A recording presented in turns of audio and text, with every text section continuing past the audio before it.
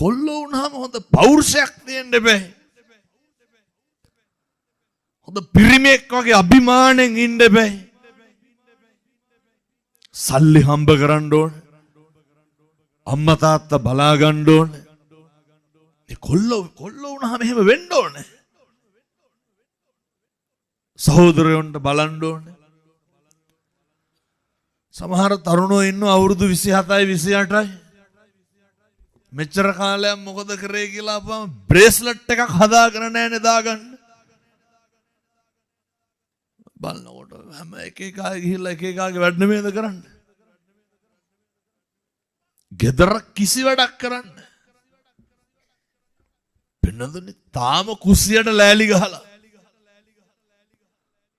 Toilet එකේ දොරට එක්ක ගෝණි පඩංගුවක් නැත්තම් තහඩුවකට රීප පටියක් ගහලා.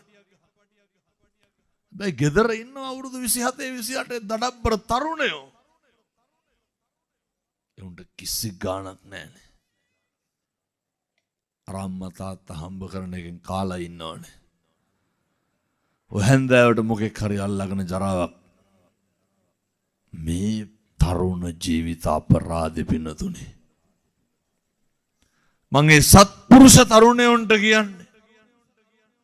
හැබැයි ඒ කොල්ලෝ හරි හොඳයි. හරි හොඳයි. තරුණයන්ට මං කියන්නේ. ඔය අපායින් මිදෙන්න. ලස්සනට ඉන්න. කුලී වැඩක් කරලා හරි කමක් නැහැ මහන්සියෙන් ජීවිතේ හදාගන්න. වචනෙන් පවා ක්වොලිටි එක තියාගන්න. ඒ ක්වොලිටි එක හරි වැදගත්. සල්ලි නැති එක ප්‍රශ්නයක් නෙමෙයි පින්නතුනේ. දැන් අපේ ගෙදර අදටත් සිමෙන්ති දාලා තියෙන්නේ. මොකෝ මට ඕක මේ ටයිල් අල්ලන්න බැරුවද? නේ මිනිස්සු කොච්චර මට ගෙවල් දෙන්න හදනවද? කොච්චර ඉඩ කඩ වෙනතුන් මේ වෙනකොට කැප් 3ක් දෙන්න හදලා තියෙනවා. අන්න එකක් පන්සලේ නවත්තලා ගිහින් තියෙනවා හයිලක්ස් එක.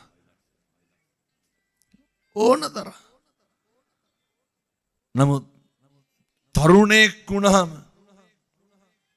හොඳ මේ දුප්පත්කම නැති බැරිකම ජීවිතේ කිසිදාක අනෙකගෙන් යැපෙන්න බලාපොරොත්තු වෙන්න එපා. මොකක් හරි මනසින් පොහොසත් වෙන්න බුදුරු උගන්වන්නේ සන්තුට්ටි පරමන්දන. අත්තිසුකේ තිබ්බොත් තමයි එහෙම පුළුවන් වෙන්නේ.